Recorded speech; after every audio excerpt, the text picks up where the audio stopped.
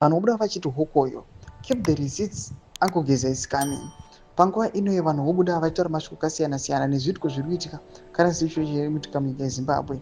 Right now tichiona kuti the situation panguva inoyo inyatswa kunzi the ruling party ZANU-PF iri kujarira. Vanisana atanga kupinda munhu wetinda muzaura nhasi unobva subscribe like kuti on the bell icon.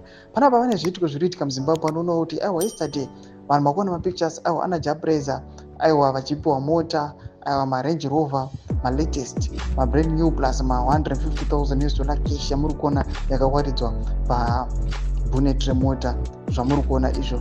At the same time uchiona zviri kuitika munyika yeZimbabwe panapa aiwa chava chishamiso vanhu vatoshaya kuti votaura kuti kudii mumakomenzi vanhu vari kupopota vachiti zvakaoma and lost of words.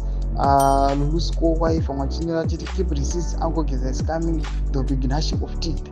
Panapa tinoona kuti vakomana again vana machakaire aiwa muri kuona mapictures avo ari kubuda ekubva na 2021 vachibuda mailines ekuti Zimbabwe's health crisis depends. But right now ndopa vari kuonekwa kunzi vozoya kutaura muna 2025 kuti aiwa mutungamiri wenyika ngamuna the situation iri kumahospitals, but nhau iyi yakatanga kudhara but vanga vakangonyarara. Panapa vanhu vanouya vachiti this is a picture of 2021, look at the headline of the ZIM health crisis.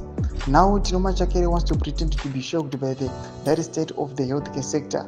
The fake outrage angers me because we have been losing people in these hospitals who should be alive today. Mashoko tikuona vanhu vari kupopota against the ruling party ZANU-PF kuda kwe the current situation yavava impose nekuda kwavakomana ava vachiti aiwa zvanyanya zviri kuitwa aiwa nethis aiwa ZANU. Unoda kuti aiwa vakomana ava ndinazvikuona kuti vari kunyatso kuti deceiva zvavo, vane maagendas avo avari kupusha, but navo vari kuita as if vakomana vane mwoyo nenyika, but ivo zvavo vachiziva what they are targeting. Tudze mafunguro enyu muri kudii pamusoro pechitiko ichi.